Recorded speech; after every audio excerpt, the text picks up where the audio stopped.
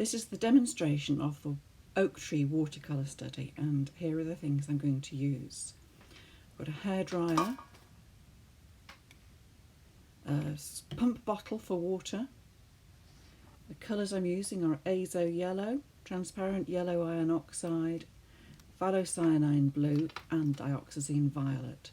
And the brushes, here's a Pro Arte Renaissance squirrel, which is like a Chinese shaped brush. The Winsor & Newton Scepter Gold size 0 rigger, which is great for doing twigs and branches. And the paper is a stretched piece of Bockingford watercolour paper. The weight is 140 pounds, 300 grams per square metre. Giving it a quick spritz with water just to damp the surface, which leaves an uneven layer of water on the surface, which I quite like for risk taking. So making sure my brush is clean. Has a bit of residue from a previous painting there. It's got a bit of green in it, so I'll just clean that out. I'm taking a good slurp of phthalocyanine blue, ready to paint the sky. I'm painting the spaces in between the leaves, and my viewpoint is looking straight up into the sky. My reference is a screenshot from a video I made looking up into the oak tree, which grows above my studio. So looking straight up into this beautiful deep springtime sky. There's some of the dioxazine violet going into the mixture there, and I'm letting it mix and run on the paper and do what it will. Not trying to control it too much, but looking generally for the shapes of the spaces between the leaves.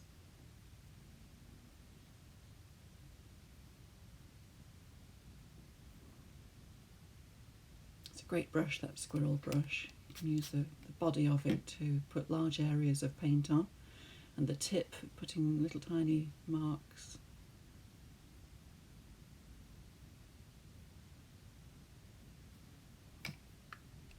An area of the paper's stayed quite dry over there, so I'm giving it a quick spritz just to try and start the colour moving a little bit more in that corner. See such a variety of marks there, somewhere the paint has crawled into the water as it's lying on the surface, and somewhere it's spread very softly at the edges. These are all random sort of textures which I shall work with later. The spaces that I'm leaving in between are all going to be the greens, of the various greens of the leaves of the tree. At the moment it looks a bit like a cloudy sky, white clouds in it.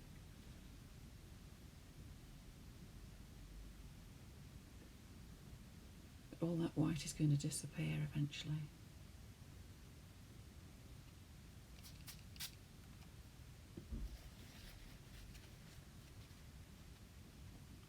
Piece of kitchen paper, just mopping up some areas where I keep referring to the reference photograph, and I'm trying to take out some of the blue where I actually want there to be more leaves showing.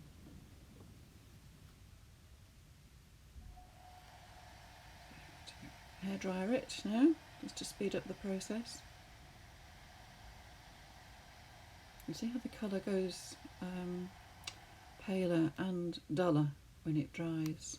I always think it's a bit of a shame. I like watercolour when it's wet. You can't keep that effect. You can't keep that lovely shiny deep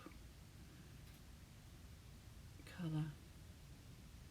I'm going back in with some more purple, more of that dioxazine violet I should say.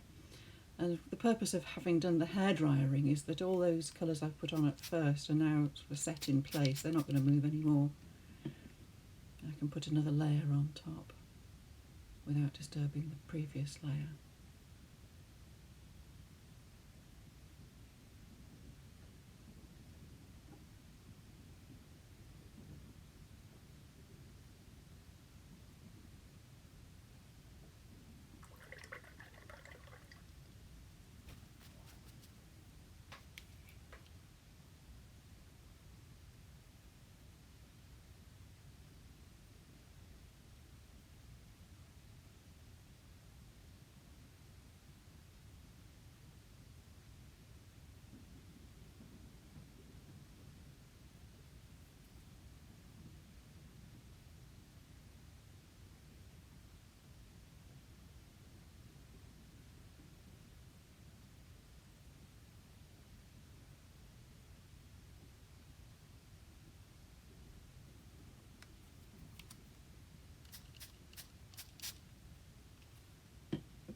patting it again just to keep the paint moving a little bit.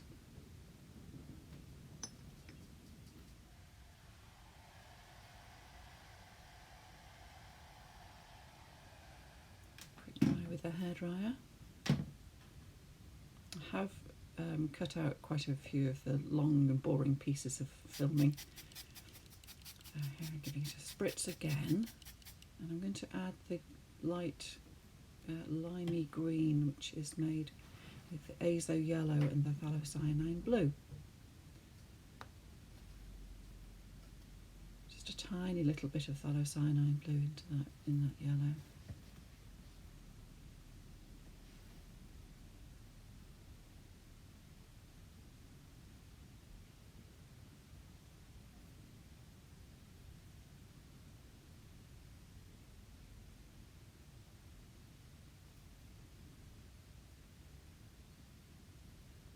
See there, I'm using the body of the brush to paint in those large areas and squishing it down, and then using the point to paint the fiddly bits in.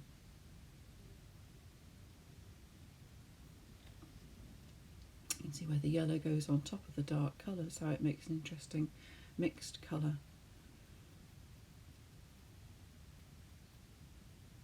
Just tapping the brush, the full brush on my hand to give some splashes there. I'm fiddling around with those little delicate areas where I want there to be more and stronger yellow.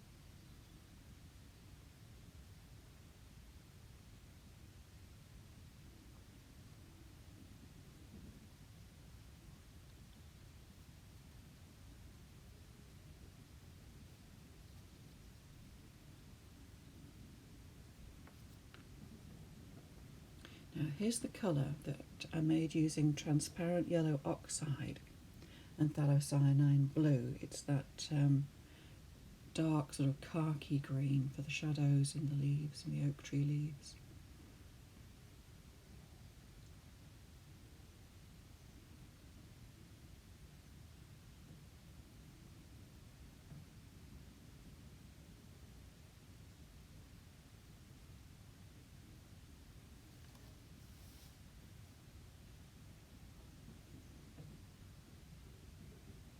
While I'm referring to the photograph that you can see in the top left hand corner there on my phone, I'm not trying to paint it exactly as it is. I'm really just trying to get the feeling of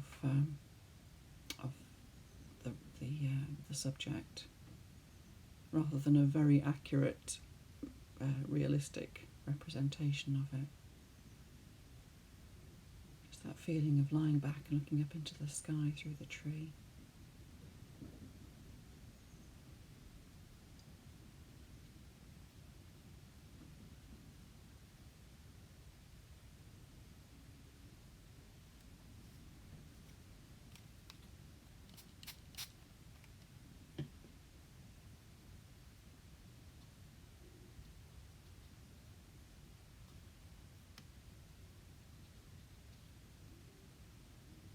If you want to have a go at doing this type of study, you could go to my video and take a screenshot out of the video if you want to. But better still, why not go outside, take your walk this morning or this afternoon or whenever you're watching this video, and take your phone with you and look straight up into the sky through the trees.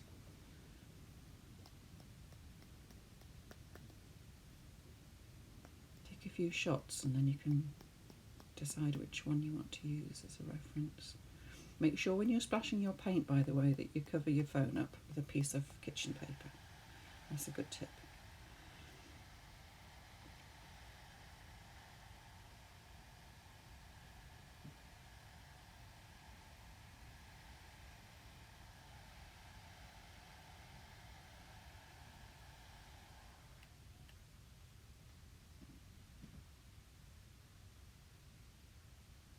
Having set all those colours in place, I've now got a dark version of that shadow colour.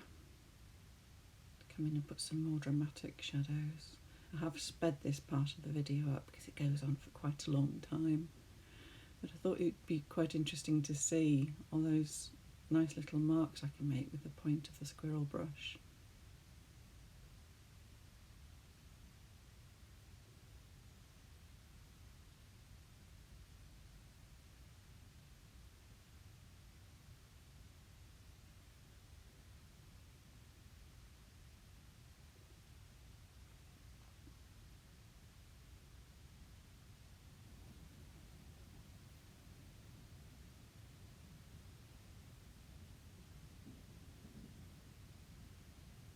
from beginning to end of actually painting this study, including all the drying time using the hairdryer, took about 45 minutes, and I've cut out about half of that time. So some of what you see is sped up, and some of it has been actually just edited out, cut out. So it's not taken a long time to paint. And I probably would, if I was doing this for, other than for a video, I would probably take longer over it and walk away and leave it frequently rather than using the hairdryer to speed up the drying. I would actually just walk away, go and do something else and come back to it and make some different decisions. But as this is a demonstration, I just do it straight through from beginning to end. And it's okay. It's not the prettiest picture in the world, but it does hopefully show you a few things that would be interesting. Now what I'm doing here, I ran out of that colour, so I'm making it again. Now that's something people often say they find quite difficult to do, but of course I only used 2 colours to make that colour, so it's not too difficult to achieve the same shade again. And you can try it out on another piece of paper, but I'm just testing it on the edge of the study here, and I'm satisfied that it's close enough to the previous mixture of that colour that I made. Perhaps there's a little bit more phthalo-cyanine blue in it, but as it's made from the same 2 colours, even if it's not exactly the same as that first colour that I used, it's a very close relative, so it harmonises with that first colour.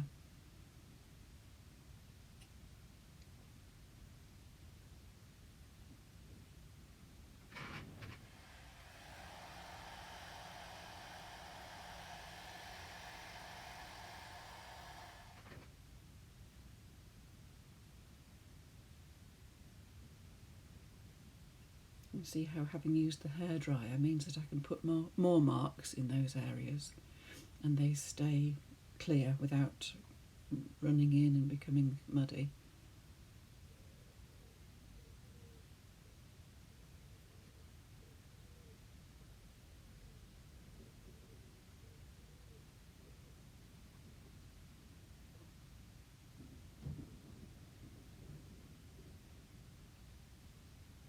And so, as is the sort of accepted practice with watercolour, I've started with the lighter and paler colours, and I'm putting darker colours on top. People often read and believe that you can't put pale colours on top of dark colours with watercolour. Well, of course you can actually put pale colours on top of dark colours. The thing is, the dark colours underneath will show through the pale colours. So it is something that you can do, but you have to realise that your pale colour won't cover up the dark colour. It'll just change its appearance. And at this point, I feel I'm ready to put the branches and the twigs in. So I've got the mixture for the twig colour, which I made from transparent yellow oxide and dioxazine violet, which made a kind of browny grey. I did decide that that colour was perhaps too brown, so I did a little bit of phthalo-cyanine blue in there too, and it's made a colour which almost looks black. And it's quite a strong mixture as well. After a while you do see me decide to add a bit more water to the mixture and make it a bit lighter in colour, because it's quite a contrast to those more gentle colours that I've used in the leaves of the tree.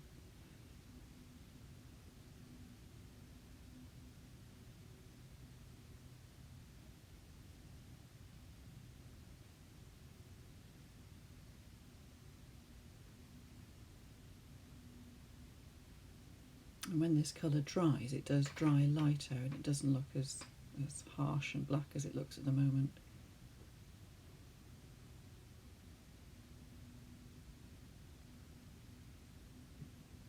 The great thing about a rigger brush is you can make these lovely sensitive marks with them. They hold quite a lot of paint, so you can go on making a line for quite a long way, much for a much longer time than you can with a shorter bristled brush. But also the bristles or the hairs tend not, well, I've never actually had one that's split, whereas the shorter bristled brushes do split very easily.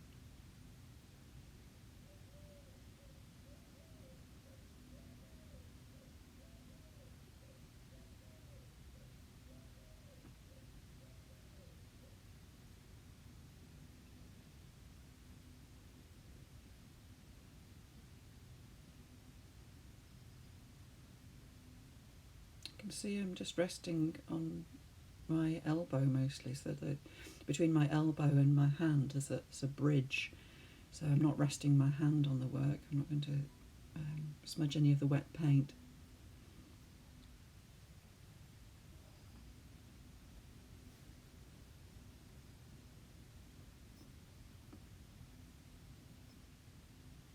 That's where I'm using slightly more diluted paint here. So those slightly paler branches should look as if they're a bit further away up into the tree.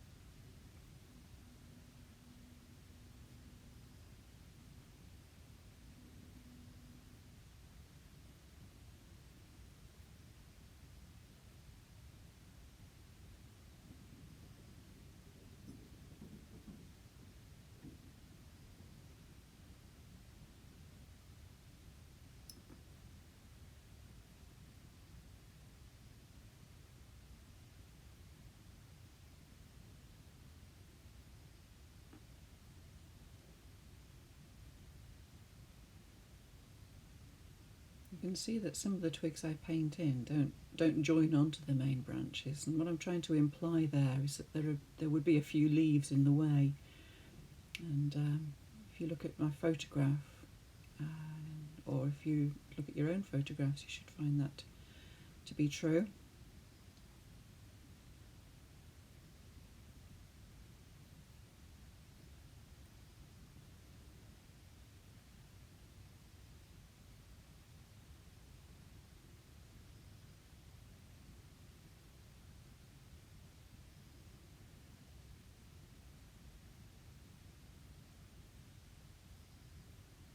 For most of the painting of those twigs, I follow the direction the twigs are growing in, but just occasionally I go from the tip back to the bottom. Just depends on what type of shape I'm trying to make, or if I'm trying to modify a shape I made previously that I'm not too happy with.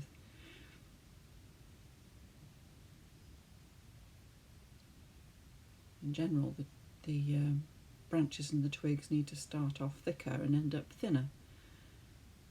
But sometimes the bottom end of the branch hasn't been painted thickly enough, so I go over it again to make sure it appears to have the strength to bear the weight of all those further divisions and branches further up into the tips, to the tops of the tree.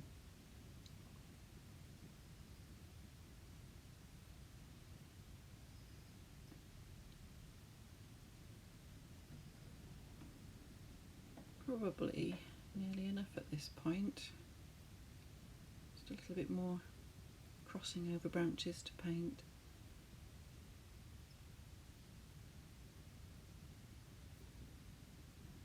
Little bits just going behind other twigs and branches. Trying to keep things irregular and uneven is quite difficult. I'm sometimes more inclined to paint even and regular marks, and when you look at nature in the growth of a tree, although there are repeating patterns, they sort of repeat in a different way from the way we're inclined to make them. So you have to be quite analytical when you look at your photograph, or if you're painting from life, that'd be even better. quite tiring though, painting from life with a subject like this, because you have to keep craning your neck back and you're looking into a bright sky and then down at your painting. But it's all about analysing shapes and spaces between shapes, as important as the shapes themselves.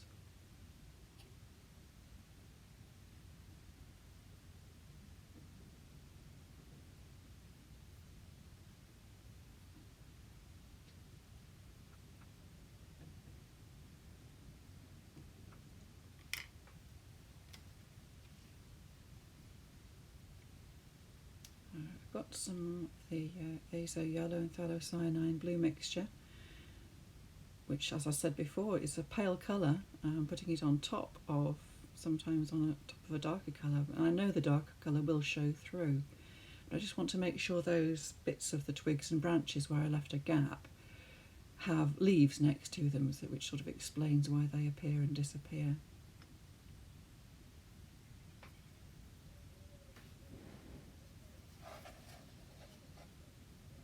Enough, I think, for a study. It would either probably end up stuck in a sketchbook, this, or might do something else with it. Could even take it over to the guillotine and cut it into small pieces, reassemble it in another order. Wonder how that would be.